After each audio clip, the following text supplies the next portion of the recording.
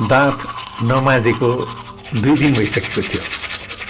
आफ्नो सास आफैलाई गनाउन थालेपछि मैले करिब 13,000 फिटको उचाइमा रहेको यो गाउँमा छिटो छिटो दाँत माझ्न थालेँ। सन् 2020 को मध्य नोभेम्बर महिनामा तापक्रम 0 भन्दा तल खसिसकेको थियो। धारामा पानी थिएन, सुकेर होइन, ठन्डीले जमेर। मसँग जगमा अलिकति तातो पानी थियो।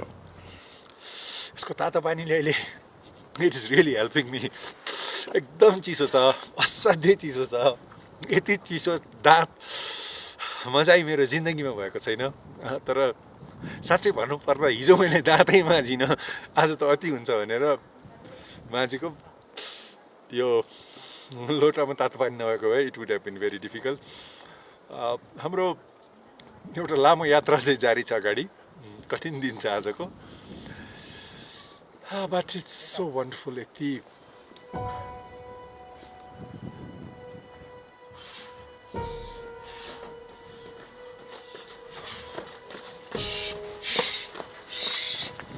नीलेगाउँ चुम उपत्यकाको अन्तिम बस्ती हो।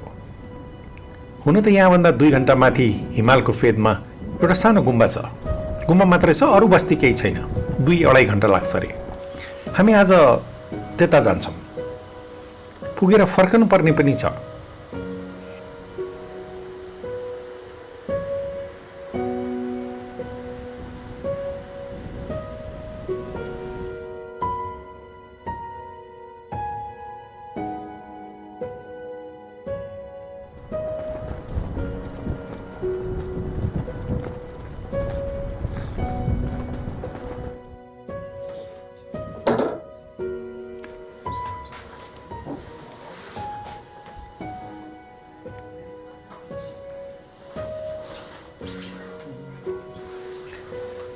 अहिले संसार कोरोनाले आक्रान्त छ, कोभिड-19। तर त्यसको यता अत्तोपत्तो केही छैन।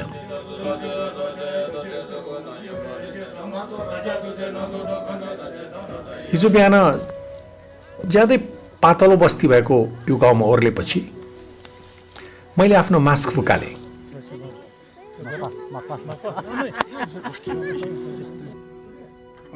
यता आउनु हामी सबैले पिसिआर गराएका थियौँ। हेलिकप्टरमा उड्न अघि हाम्रो स्वास्थ्यको जाँच पनि भएको थियो।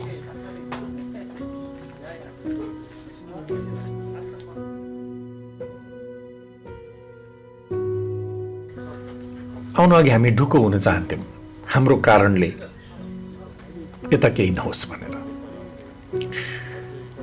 त्यसैले पिसिआर, स्वास्थ्य परीक्षण सबै गरेर हामी यता आयौँ।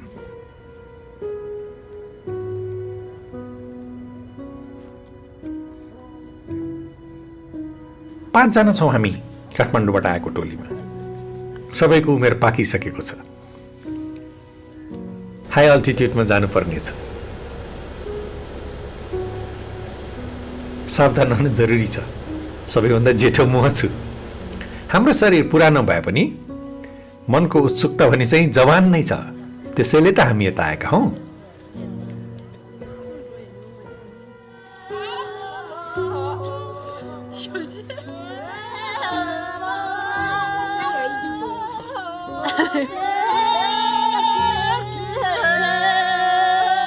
नेपाल तिब्बत सिमानामा रहेको चुम उपत्यकालाई हिडन भ्याली, लुकेको उपत्यका पनि भनिन्छ। स्थानीय जानकार बताउँछन् यहाँको बस्ती कम्तीमा 1000 वर्ष पुरानो हो।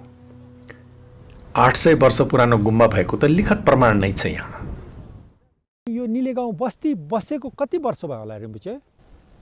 अब यहाँ बसेर अब हाम्रो यसो हेर्दाखेरि हजारौँ वर्ष बोरी भएको जस्तो लाग्छ। 1000 वर्ष यहाँ बस्ती भएको। अन्त पछि चाहिँ हाम्रो यहाँ एउटा टिबेटबाट एउटा गुरु आउनुभयो। त्यसले गुम्बा भनेर 800 वर्ष भयो। त्यसो गर्दाखेरि 1000 वर्ष पनि भुरी भयो। यो जाडोको मौसममा म यहाँ कसरी आइपुगेँ पहिला त्यसको कथा भन्छु है। यो प्रसङ्गको सुरुवात हुन्छ काठमाडौँबाट। जहाँ हाम्रो घरमा 25 वर्षपछि इनार सुक्यो। 25 वर्ष पुरानो इनार सुक्यो एक दिन, पानी आउनु छोड्यो। पहिला पनि बेला बखतमा त्यस्तो नहुने त होइन, कहिले पानी अलिकति कम हुन्थ्यो, रोकिन्थ्यो, तर केही दिनपछि फेरि आउन थाल्थ्यो। तर यसपटक भने रोकिएपछि इनारमा पानीले फेरि आफ्नो मुख देखाएन। हामीले धेरै दिन प्रतीक्षा गर्यौँ, त्यसपछि जान्नेलाई देखायौँ। उसले भन्यो अब यो इनार मर्यो। किन मर्यो भनेर सोद्धा जान्नेले भने अब यो मर्यो।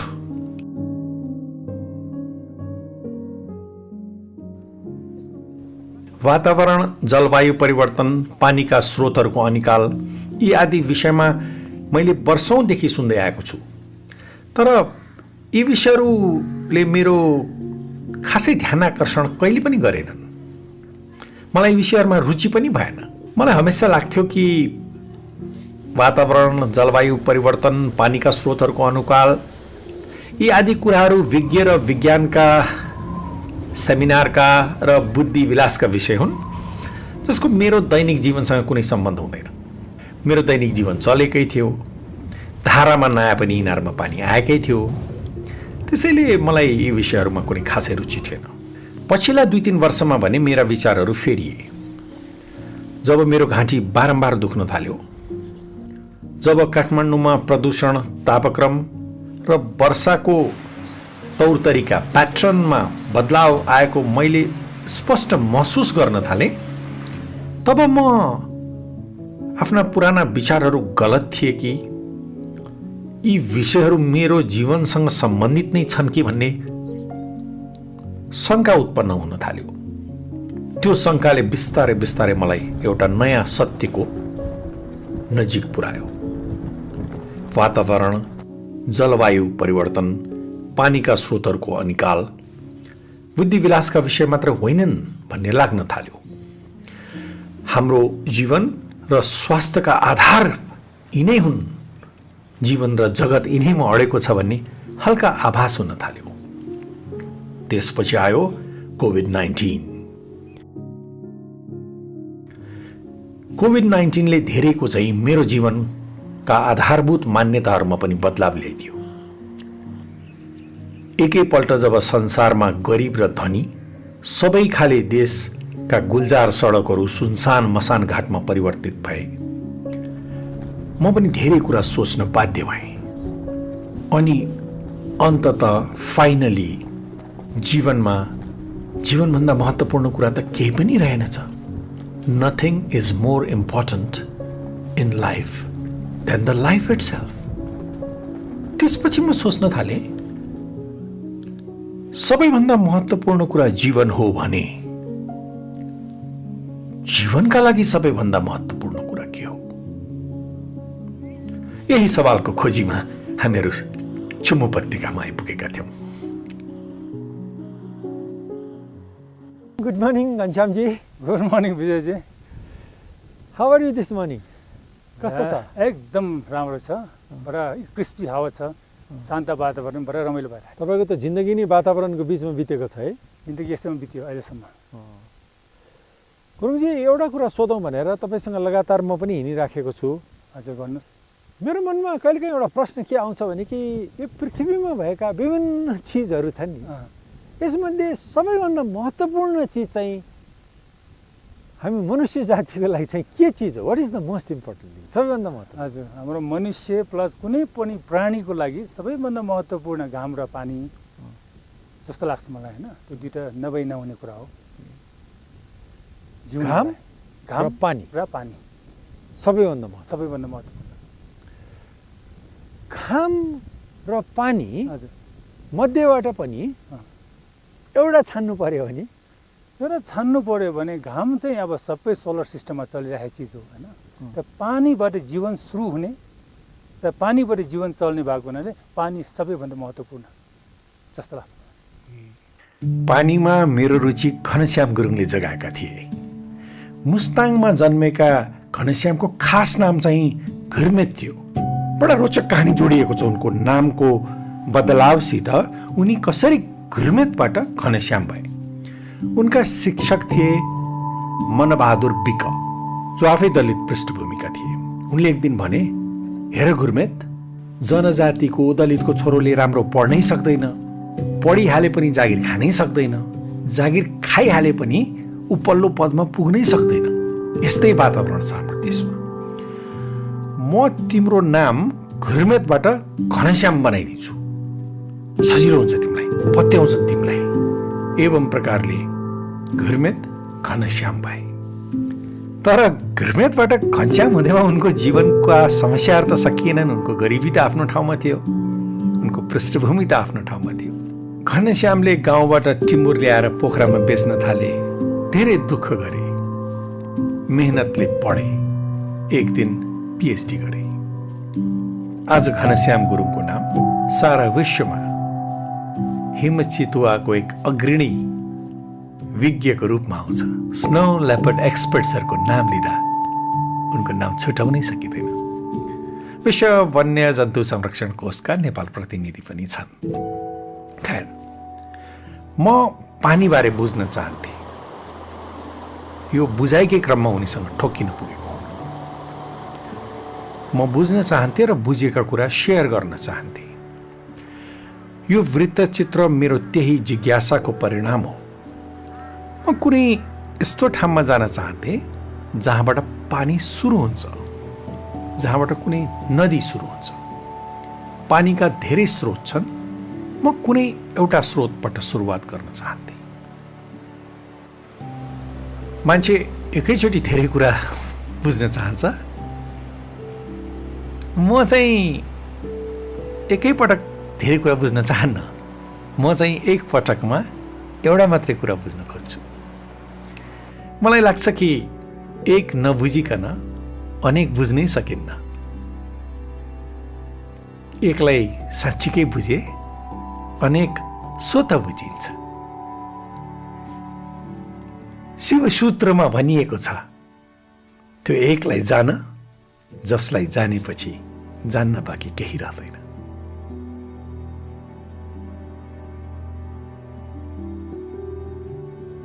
म छुमो उपत्यकामा छु। म बसेको ठाउँबाट करिब 3 घन्टा हिँड्यो भने बुढी गण्डकी नदीको एउटा हाँगो जन्मन्छ।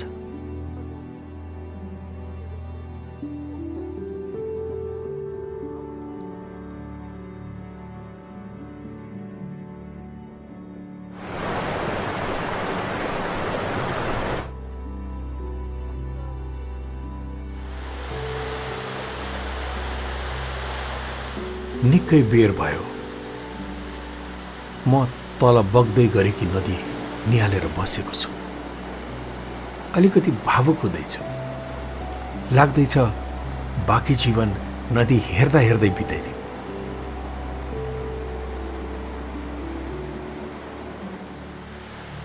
40 वर्ष अघि एउटा कविता लेखेको थिएँ।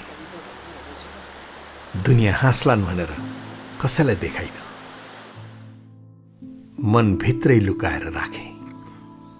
आज देखाउँछु है।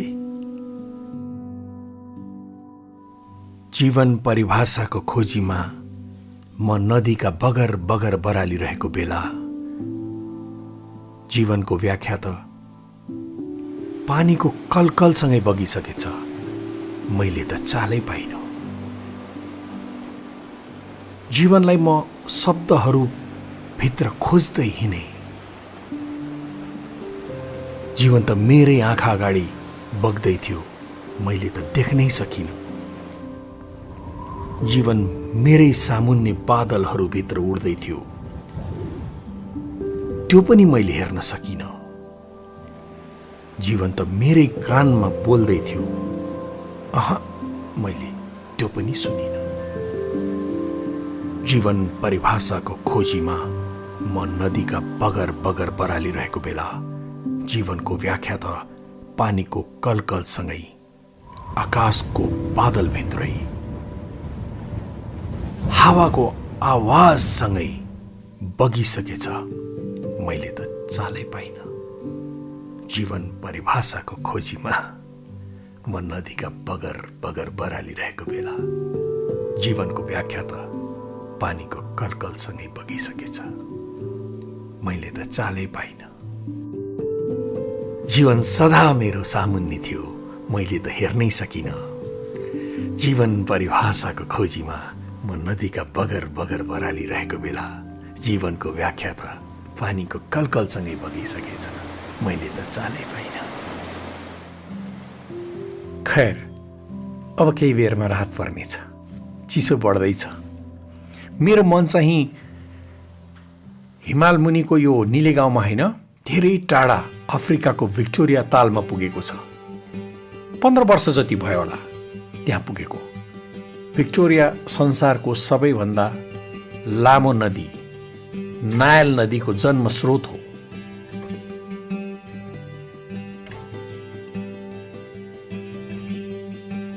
नदीको जन्म चाहे त्यो बुढी गण्डकी चाहिँ हिमालयबाट होस् वा नाइल चाहिँ कुनै तालबाट होस्, त्यसको विश्राम चाहिँ समुद्रमा पुगेरै हुन्छ।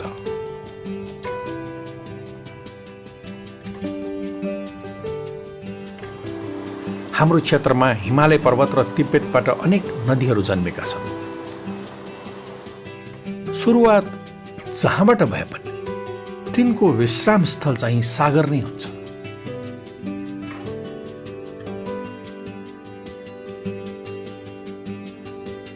कोरोना सुरु हुन महिना दिन अघि मात्र होला म त्यो ठाउँमा पुगेको जहाँ हाम्रो क्षेत्रका सबै नदीहरू गङ्गा बनेर समुद्रमा विलीन हुन्छन्।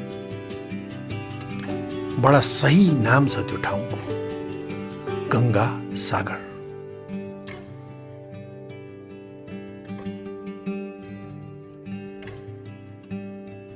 गङ्गा सागर अर्थात् त्यो ठाउँ जहाँ गङ्गा सागरमा वा सागर गङ्गामा विलीन हुन्छ, थोपा समुद्रमा वा समुद्र थोपामा विलीन हुन्छ। बडा गजब ठाउँ छ त्यो।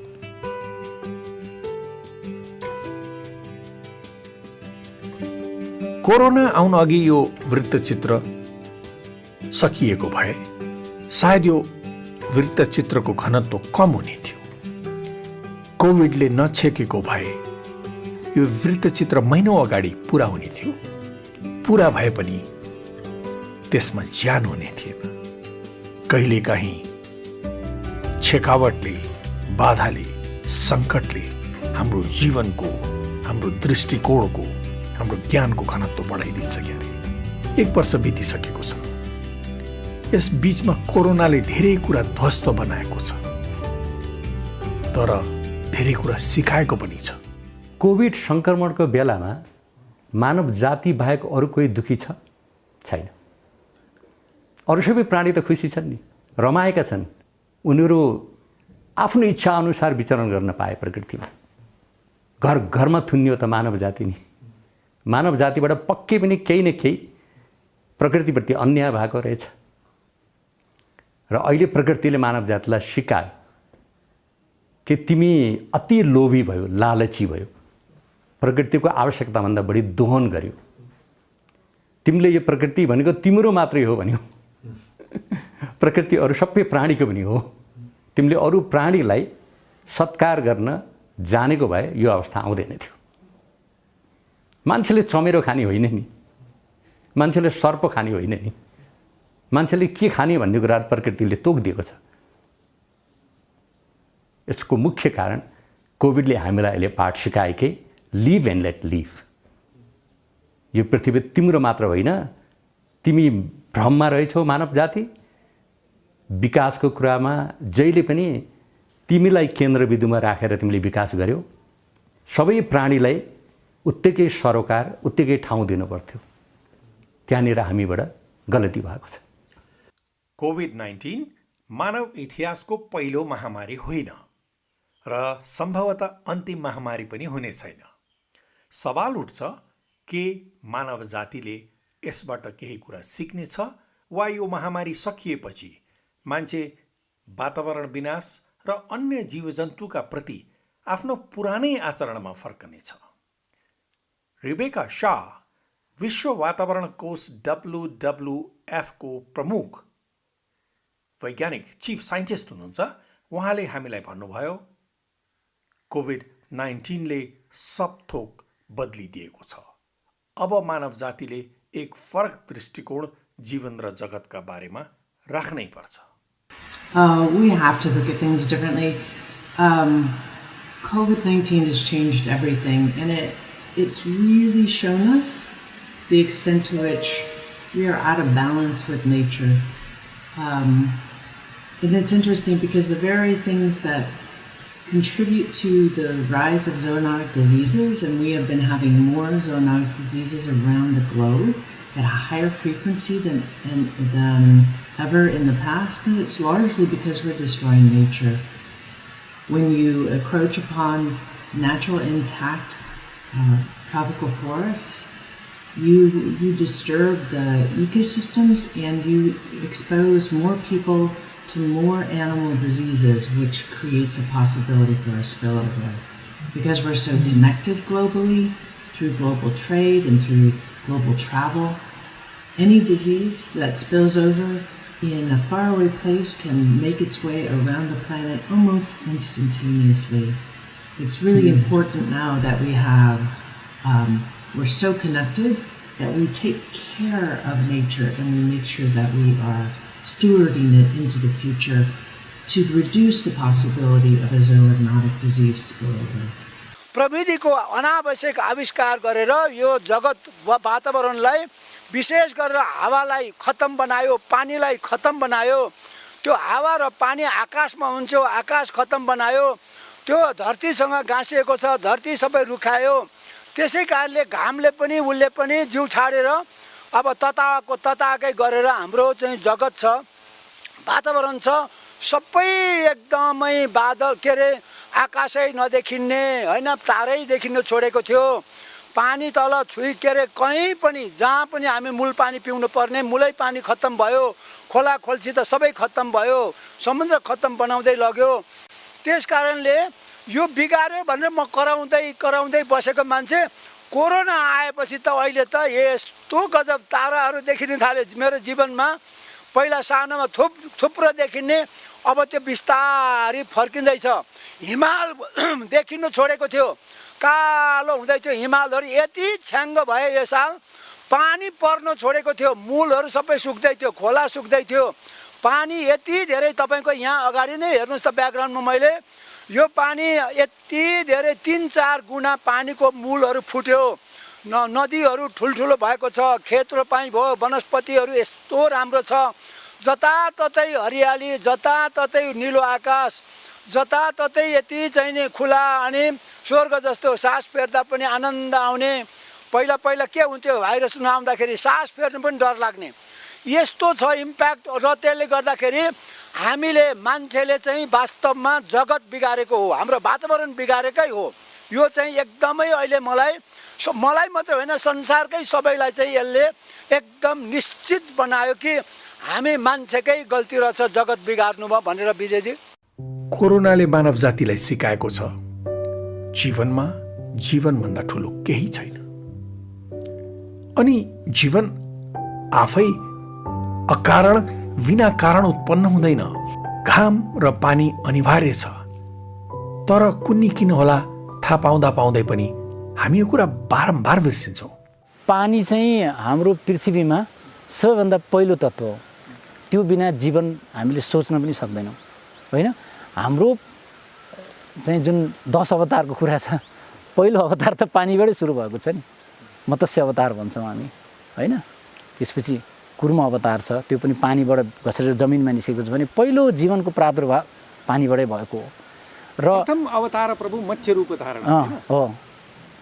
त्यो मत्स्य रूप धारण भनेको चाहिँ सबैभन्दा पहिलो एमिबै पनि पहिलो जीव पनि त पानीबाटै, पानी र चाहिँ चट्याङ चुटुङ र तापक्रमको एउटा ठुलो खेल भएपछि प्रोटिनको पहिलो टुक्रा एकसेलीय जन्तु चाहिँ पानीमा एउटा त्यो ओजमा बन्यो भनेर भन्ने छ नि, त्यो त एउटा छँदैछ। बडो इन्ट्रेस्टिङ कुरा चाहिँ साइन्स पनि किन छक्क परेको छ पानीलाई चाहिँ हेरेर भने, एउटा यस्तो किसिमको तत्त्व पृथ्वीमा जुन सलिड, लिक्विड र ग्यास अवस्थामा रहन सक्छ। त्यो चाहिँ फिजिकल ट्रान्सफर्मेसनको दृष्टिले पनि it has a very big range of transformation and its manifestation and effect on our life physical बडीमा पनि मान्छेको मनमा पनि ब्रेनमा पनि। अब विचार गरौँ, मान्छेको जीव जुन क्षीरसागरमा विष्णु बसेका छन् भनेर हाम्रो जुन भागवतममा कथाहरू छ, विष्णुको चाहिँ लक्ष्मी पाउमा बसेर क्षीरसागरमा नागमा पल्टेका छन् भनेको छन्, त्यही अवस्था बच्चाको पेटमा हुन्छ। यसको अध्ययन भएको छ। 4 महिनाको गर्भमा रहेको भ्रूणको पानीको मात्रा उसको भ्रूणमा 93% हो। जब त्यो 7 महिनाको हुन्छ त्यो घटेर 85% हुन्छ। जुन 85% पानी भनेको चाहिँ हाम्रो ब्रेनमा सधैँ वयस्क व्यक्तिको ब्रेनमा जहिले पनि 85% पानी हुन्छ। त्यो घट्दै घट्दै आएर बालकमा आउँदाखेरि त्यो 80% हुन्छ न्युबोर्न बेबीमा। त्यसपछि एडोलेसेन्स अवस्थामा, युवा अवस्थामा त्यो 75% हुन्छ। अनि जब तपाईँको घट्दै आएर बुढेसकालमा ओभर 75 चाहिँ 60% पानी हुन्छ। अर्थात् जीवनको मात्रा बढी देखिँदाखेरि पानीको मात्रा बढेको र मृत्युतिर जाँदै गर्दा पानीको मात्रा घटेको फिजिकल बडीमा पनि देखिन्छ।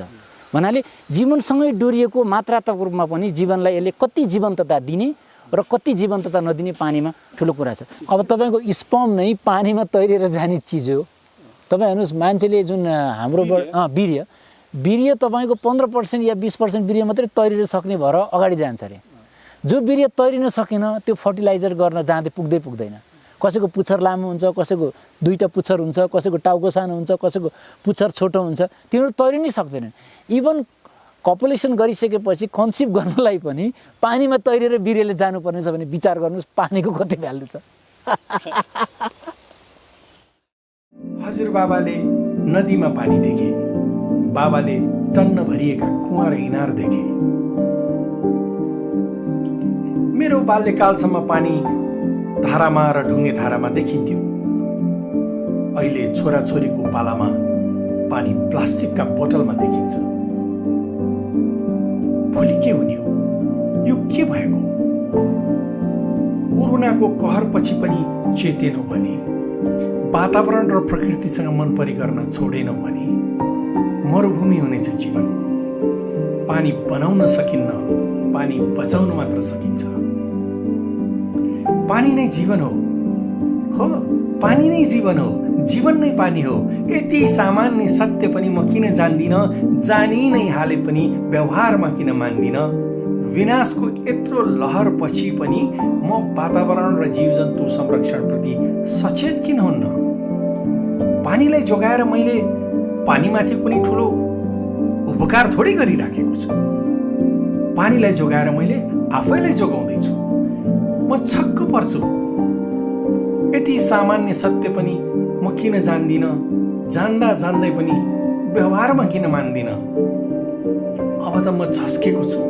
कोरोना पछि त म तर्सेको छु। प्रकृतिले मान्छेलाई येलो कार्ड देखाइसक्यो। म रेड कार्ड पाएर जीवनको मैदानबाट निकालिन चाहन्न। जीवनको स्रोत र पानीको स्रोत एउटै मुहानबाट निस्किन्छ रे। त्यसैले त भन्छन्, पानी बुझ्न सके जीवन आफै बुझिन्छ। म पानी बुझ्न चाहन्छु, म जीवन बुझ्न चाहन्छु। सहरमा बल्ल पानी अलिअलि पैसा तिर्दाखेरि पनि त्यो पानी कहाँबाट आउँछ, त्यो पानीले केले बचाइरहेछ भन्ने कुरा त्यो सहरको मान्छेले खास धेरै थोरै ज्ञान भयो कि।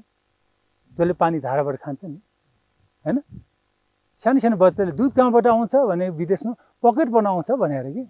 त्यसरी हाम्रो पानी जङ्गलबाट, हिमालबाट, जमिनबाट आउँछ भन्ने कुरा होइन कि धाराबाट आउँछ भनेपछि धारामा जति पनि आउने भयो नि त। त्यसैले पनि त्यो पनि अझ अर्को महत्त्वपूर्ण कुरा हो कि पानीको त्यति धेरै महत्त्व दिएको पाउँदैन। सवाल उठ्छ, पानी जरुरी हो भन्ने जान्दा जान्दै पनि हामी त्यसका प्रति सचेत किन हुँदैनौँ? मानव जीवनका लागि चाहिने खालको पानी संसारमा सीमित छ, लिमिटेड छ। पानीका स्रोत के हुन्? कहाँबाट आउँछ पानी? अब पहिलो कुरो त हामी यो नबिर्सौँ है, भनिन्छ कि हामी कहाँ 6000 नदी नाला छन् है। त्यसमा ठुलो भनिएका यी कोशी, गण्डक, कर्णाली, बुढी गण्डकी, यस्ता यो त्रिशुली, यी ठुला भनिएकाहरू 8, 10, 12वटा होलान् मूल भङ्गालोहरू, जहाँ चाहिँ हिम नदीहरू पग्लेर हिउँ पग्लेर पानी आउँछन्। त्यसमा पानी चाहिँ चिसो हुन्छ, ठन्डा हुन्छ, राम्रो हुन्छ। अधिकांश हाम्रा खोलाहरूको पानी त त्यो हिमनदी हिउँ पग्लेर आउने होइन क्या। हाम्रा अधिकांश यो बागमती भयो, राप्ती भन्नुहोस्, कुनै पनि यस्ता ठुला बबाई, कमला होइन, यस्ता नदीहरू सबै चाहिँ नि बर्सातको पानीबाट नै चल्ने हुन् र तिनको बर्खा सकिएपछि, बर्खामा व्यापक भेल आउँछ, बर्खा सकिएपछि तिनमा आउने पानी भनेको त्यो बर्खामा परेको पानीले जुन पहाड चिसिएको छ र पहाडभित्र जलभण्डार भएको छ, भूमिगत जलभण्डार होइन, त्यो पानी रसाएर होइन जेठ महिनासम्म धान्न पर्ने त्यसले हो है।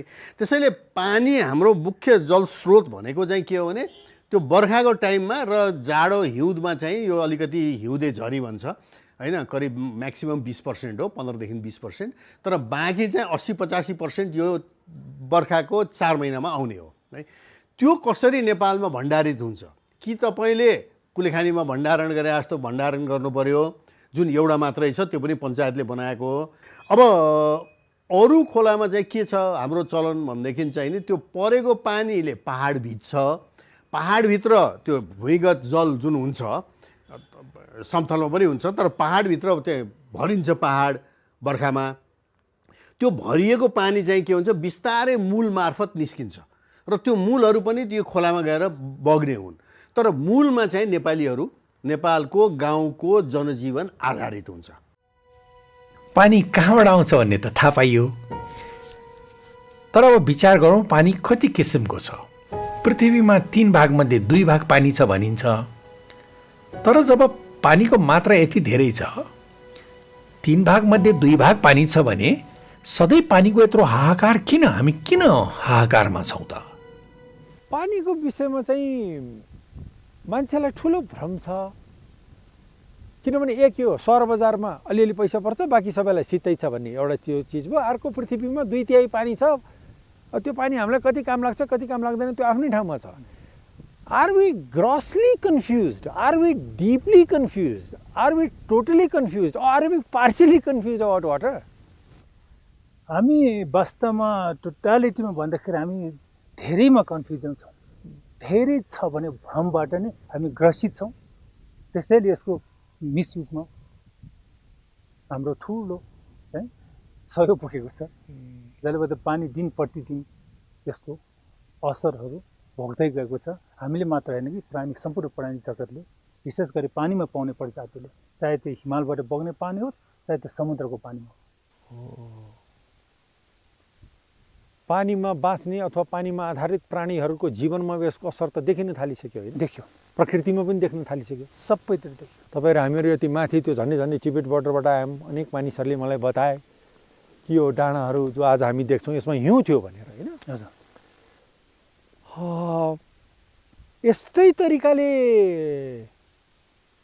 चिजहरू अगाडि जाने हो भने हामी कहाँ पुग्छौँ? अब यो तरिकाले जाने हो भने त हाम्रो अस्तित्वको अन्त्य हुन धेरै समय लाग्दैन। त्यसकारण अब समय आइसकेको छ हामीले हाम्रो सोच विचारबाट निर्देशित भएर यसको प्रयोगमा साँच्चैकै बुद्धिमत्तापूर्वक प्रयोग गर्नेतिर विचार गरिएन, संरक्षण गरिएन भने हाम्रो लामो जीवन जाने देखिँदैन। जति प्रजातिको नाश भयो नि त्यसको नाश नै हामीसँग जोडेको नाश हो नि त। कोरोना कहरको बीचमा पनि चुम उपत्यका आउँदा सुरुमा म दङ्ग परेँ। मास्क लाउन नपर्ने खुल्ला वातावरण, तर यता केही दिन बिताइसकेपछि म नराम्ररी झस्के। स्थानीयहरूले बताए हिमाल नाङ्गिएर कालो पहाड बन्ने क्रम जारी छ। हिमालहरू पहाड बन्दैछन्, पहाडहरू सुक्दैछन्। मेरो बाल्यकालको त्यो सम्झनाको स्मरण गरिरहँदाखेरि अहिले यो स्मरण गरिरहँदा अहिले प्रत्यक्ष हामीले देखिरहेछौँ हिमाल चाहिँ पक्रिरहेको छ। अब प्रत्यक्ष यो ताया हिमाल भन्छ, यो पारीको सानो चुचुरालाई हेर्दाखेरि पनि कुन चाहिँ थियो त्यो घोरा र याकको रूप ल्याएको त्यो तायाक हिमाल भनेर, अब त्यो चाहिँ तायाक गाउँ भनेर भनिन्छ भने यस्तै थुप्रै हिमालहरू छ। यो तापकरणले गर्दाखेरि हिमालहरू अब धेरै नै पग्लिँदै गएको छ होइन? हिमाल अब घर्षणहरू हुँदै गएको छ। अब पहिलो हाम्रो भाषीहरूले त त्यो काङ नाम्ची भन्छ है। अब हिमाल कहिले पुग्लिने, अनि ताल कहिले भर्ने भन्छ है। के भनेको त्यो चाहिँ? अब यो हिमाल कहिले पोख्दैन, त्यो हिमाल पोखेको पानी ल्यायो भने ताल कहिले भर्दैन भने जस्तो है। यो हिमाल कहिले पग्लिँदैन, ताल कहिले भरिँदैन भएन त्यस्तो भने जस्तो बाबुबाजेले त्यस्तो भन्थ्यो। अनि यो हिमाल चाहिँ मेरो विषयमा अब म 36 वर्षसम्म पहिलो त्यो सबै हिमाल थियो। अहिले त्यो मुनि छ नि, त्यो मुनि माथि पुरा हिमाल थियो है। अहिले हामी 35 वर्षसम्म त्यति छिटो पोग्यो कि त्यो। यो कहाँसम्म थियो हिमाल अहिले? अहिले यो माथिको अहिले त्यो डाँडा त हिमाल नै छ नि है, डाँडाको मुनि बनी छ नि, मुनि त्यो पुरा त्यो कालोहरू त सबै हिमाल थियो पहिलो। अनि अहिले त त्यति छिटो पोग्यो। यता पहिलो यो पारी हेऱ्यो भने त्यो घाम लागेछ नि सर, कता पारी त्यो डाँडा सबै हिमाल नै थियो। अहिले त छैन सबै। यो डाँडा यो सबै उ थियो, यताको जस्तै पुरै थियो। 35 वर्षमा यति छिटो पोग्यो भने अब लास्टमा त यो त्यस्तै जानेवाला नै होइन। म 70 वर्षसम्म पुग्यो भने यो अरू देख्दैन जस्तो, त्यस्तो भन्ने के हुन्छ होला त्यस्तो भन्ने लाग्छ ट्रेन भनौँ त है। 36 वर्षमा त यस्तो भयो भने अब 70 वर्षसम्म त त्यो हिमाल भन्ने नदेख्ने हो कि है, त्यस्तो पोग्लेर छिटो जाने होइन। यो पाहाडहरूको टुप्पोमा पहिला हिउँ हुन्थ्यो? हजुर, यो अहिले जुन हिउँ नभएको ठाउँहरू, पहिला हिउँ नहुने ठाउँहरू अहिले घाँसपातहरू हामीले सानो घाँसहरू यहाँ पहेँलो देख्न सकिन्छौँ। जुन माथि त्यो हिमालमा कालो कालो भएर बसेको छ नि, त्यो सबै पहिला हिउँ जम्ने ठाउँ हो त्यो। तपाईँकै सम्झनामा? हजुर, तपाईँको आफ्नो सम्झनामा यो जस्तो उदाहरणको लागि अगाडिको यो जो पहाड छ, हजुर, यो पहाड चाहिँ नि पहिला यसमा हिउँ थियो टुप्पोमा? हजुर। तपाईँले सम्झिनुहुन्छ? म 15 वर्ष जतिको हुँदाखेरिमा चाहिँ त्यहाँ मैले हिउँ देखेको याद छ। हजुर। अनि यो ठाउँमा छ नि, तपाईँले त धेरै वर्षदेखि हेरिरहनु भएको छ, यो डाँडा काँडामा हिउँ पहिला धेरै थियो कि अहिले धेरै छ कि जङ्गल पहिला धेरै थियो कि अहिले धेरै छ कि यस्तै हो? अब यो डाँडा काँडामा त पहिला त हिउँ धेरै अल्को थियो, अहिले चाहिँ हिउँ चाहिँ धेरै घटेको अवस्था पुगेर गएको। कहिले हिउँ पहिरो जस्तो नि आउने, गाडाहरू नष्ट गरेर जाने थियो। अब यो जङ्गल पनि पहिला जङ्गल बाक्लो थियो, अहिले चाहिँ जङ्गल पनि अलिक कम हुँदै गएको छ, त्यो मसिँदै गएको छ। जङ्गलमा पानीका स्रोतहरू सुक्दैछन्। पानी पर्ने, आकाशबाट पानी पर्ने तौर तरिका पनि धेरै फेरिएको छ। यस्तै हो भने त भोलि पर्सि के हुने हो, क्या हो भनेर आशंका र त्रास छ जनजीवनमा। यस्तै हो भने त मान्छे कसरी बाँच्ने आगामी दिनहरूमा? गाउँलेहरू नै बताउन थालिसके। किनभने पानी जीवन हो, पानी बनाउन सकिन्न, सावधान है। मेरो प्रोफेसरले के भन्नुभयो भने, सुबोध तिमीलाई थाहा छ, पानी मात्रै एउटा यस्तो प्राकृतिक स्रोत हो जो मानवले निर्माण गर्न सक्दैन। पृथ्वी बन्दा जति पानी थियो त्यति नै पानी अहिले छ। त्यो पानीको मोलिकुल डाइनोसरले खाएको मोलिकुल र तिमीले खाएको मोलिकुल एउटै हो। भनेपछि पानीभन्दा रोचक विषय अर्को के हुनसक्छ? पानी बनाउन सकिन्न है? सक्दैन। हामीले अब आफ्नो जीवनशैली परिवर्तन नगर्ने हो भने जीवन धेरै लामो रहन्छ। जीवन लामो छ यही ठाउँमा देख्यो। हिजो 50 वर्षको कम बुढोहरूले डाँडामा हिउँ कम देख्दै थियो भन्थ्यो। आज 25 र 30 वर्षको मान्छेले भन्दैछ कि हिउँ कम भयो, पहिरो बढी आयो, समयमा पानी परेन। जति खोला ठुलो हुँदै गएछ त्यति दूषित हुँदै गएछ। प्रष्ट छ नि त। पानी बनाउन सकिन्न, सावधान है। पानी बचाउन मात्र सकिन्छ। कोभिड-19 त ट्रेलर मात्र हो। अब पनि हामी सचेनौँ भने अगाडिको जीवन सजिलो छैन।